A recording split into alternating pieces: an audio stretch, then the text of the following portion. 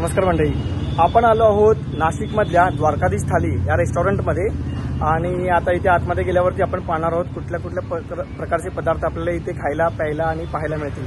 चला तर माझ्यासोबत।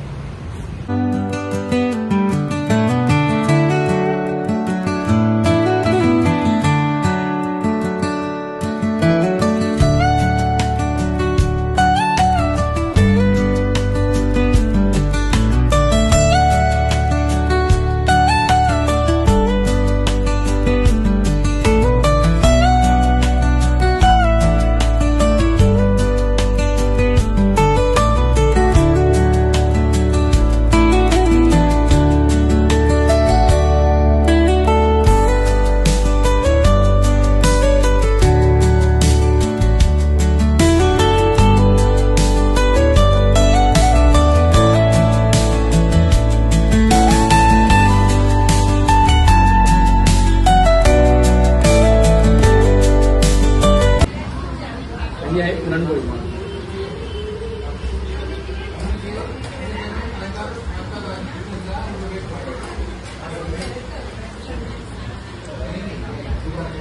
खूप छान टेस्टी आणि यम्मी पुरणपोळी आहे। सर्व पदार्थ मस्त आहेत, नक्की या, ट्राय करा आणि कमेंटमध्ये तुमचा अभिप्राय कळवा।